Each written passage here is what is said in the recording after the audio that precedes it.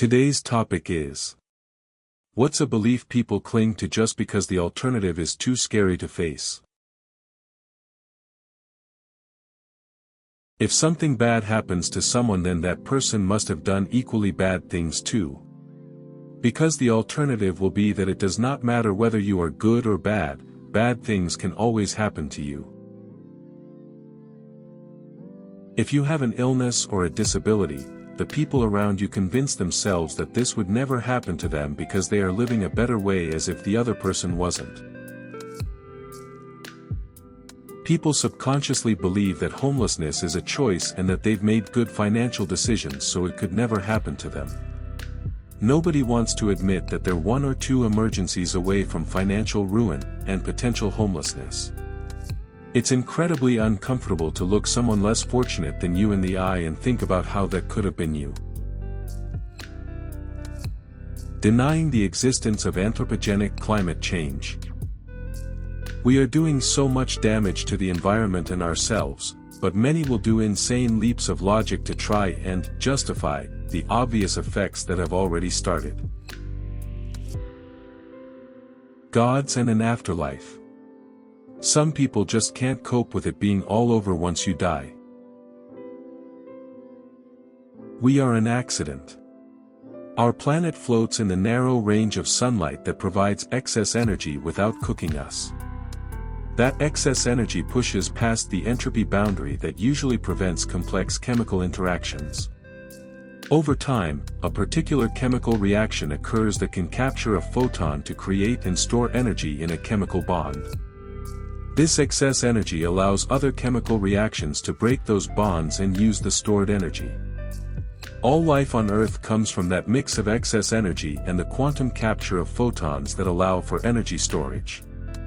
Each level of complexity builds on top of the previous level until we have simple life, then more complex life, then us. There is no God. There is no ultimate truth. We exist in an accidental eddy while the massive universe spins around us. Nothing will even know we were here. And that is okay.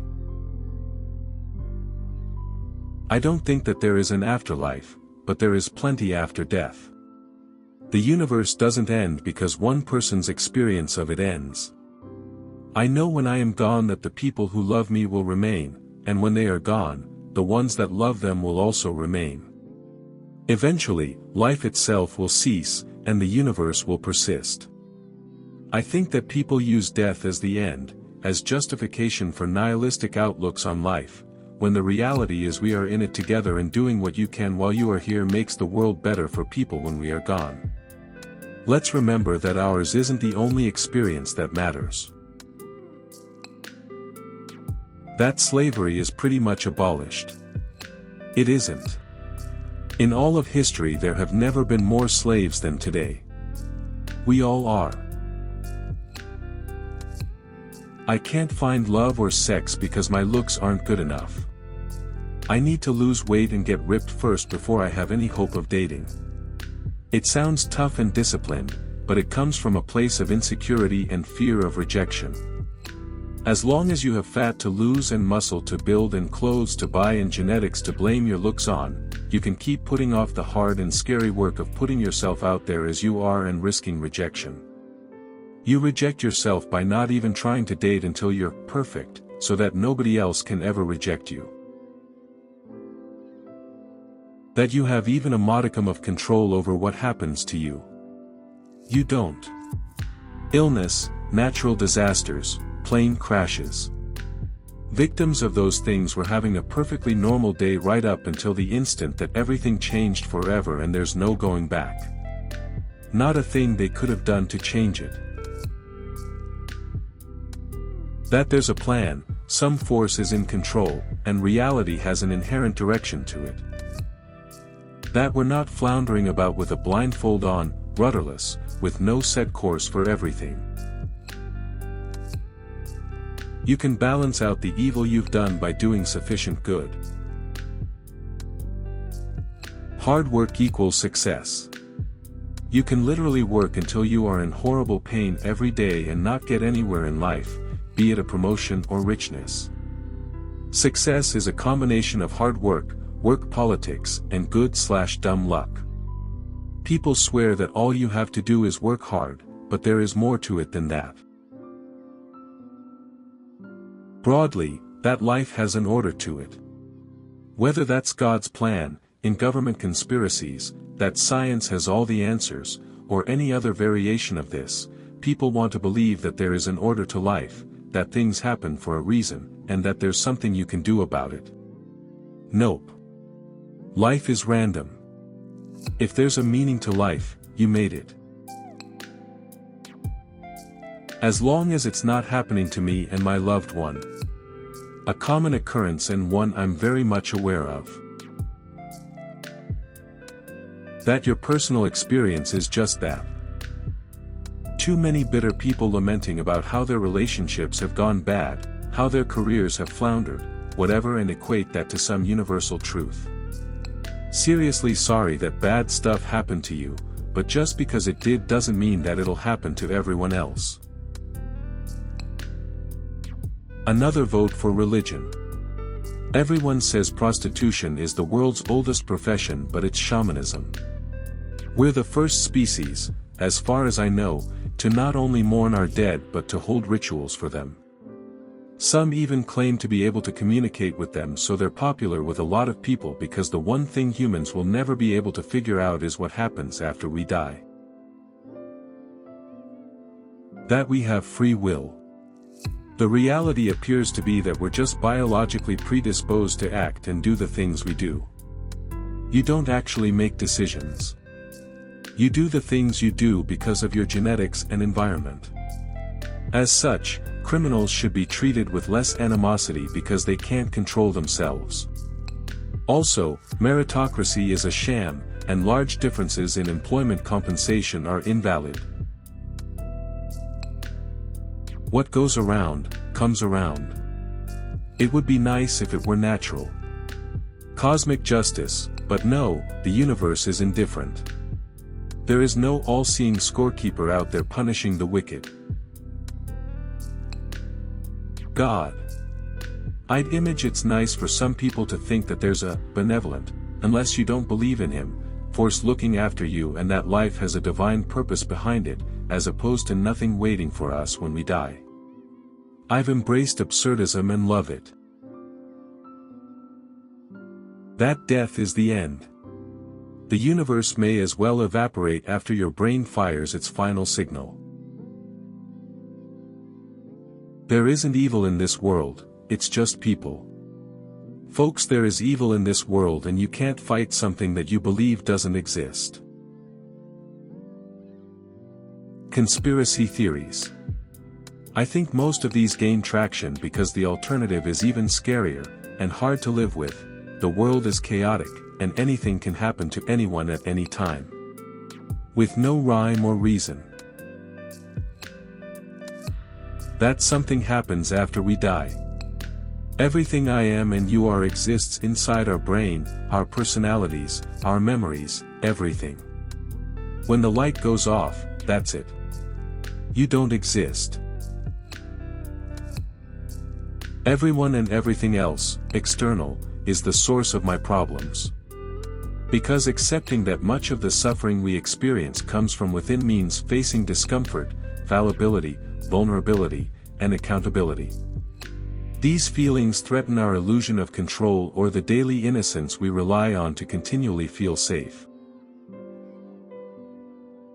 Anytime someone disregards personal safety equipment like helmets or seatbelts. I'm a good driver, nothing bad will happen to me.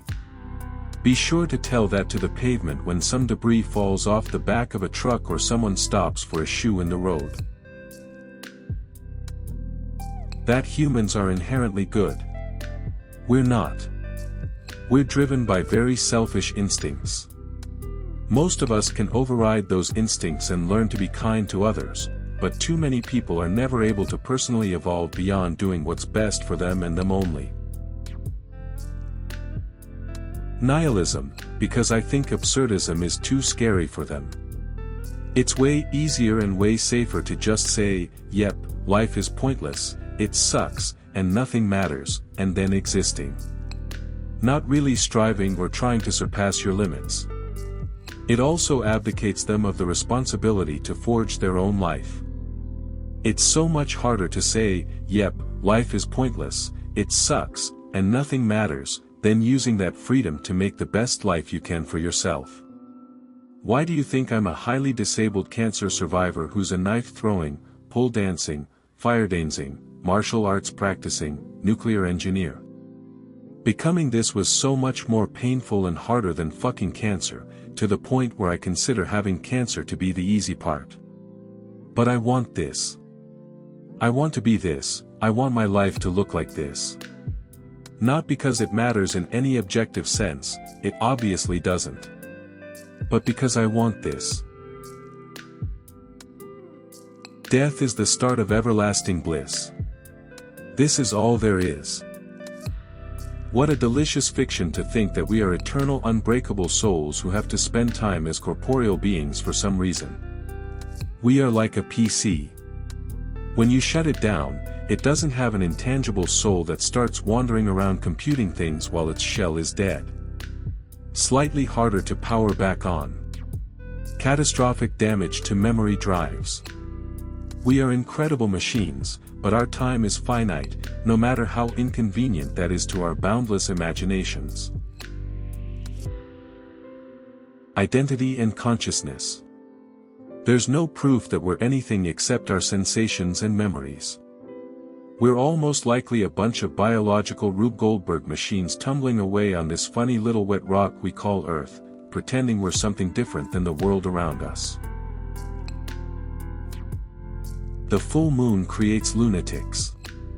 The alternative is their excuse to be a bad person doesn't exist and they are just a bad person along with everyone else using the moon as an excuse to do shitty things.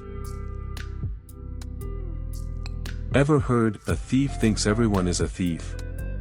People that do shitty things to others often convince themselves everyone else does it. Because the alternative is they're actually just a shitty person and can't accept it. Thieves see everyone else as a thief, so they will point fingers and accuse others of taking their things when they misplace it. A more common example are people who lie and people who cheat. They often project themselves onto others to make assumptions that the other person is doing it even if there's no evidence to suggest it. That limiting and sheltering children will keep them safe. Because the reality is that someone you trust deeply is the one who will hurt your children. And the even worse reality is that you will hurt your children. Whether emotionally or in many horrible cases physically, you are the one most likely to cause lasting damage to your children. But that involves reckoning with our own faults, and it's easier to teach our kids to fear strangers than to be honest with them about how broken we are. There is someone out there for everyone. Although many people do fall in love and get married, it won't happen for everyone. There are people who may be single for life. That we are protected by some higher power, when we are, in fact, on our own as a planet. The last extinction level event occurred 66 m. The Earth is estimated to be 4.5 billion years old. That means the dinosaurs died the equivalent of 1.5% Earth's age ago. Humans are estimated to have existed for 200k years. That's 0.44% of Earth's age. Our culture is predicated on the existence of a higher power that specifically created our known universe for our benefit, when in fact we're just the last to arrive. I love my partner and my relationship. Too many people stay with their partner out of comfort and security. Many of them would be better off with someone else or just single. Galaxies are moving away from us, right this second, and each time a new technology is developed we say we'll reach new planets in the future, hoping we'll get there faster, but the fact is just that we are tiny beings in some corner of a random supercluster in this humongous universe. We'll never reach them, at least not alive. We'd have to cryo-freeze ourselves. Even then there's going to be complications just to reach there. We are just unbelievably tiny in this vast universe, and it's expanded too fast for us to catch up.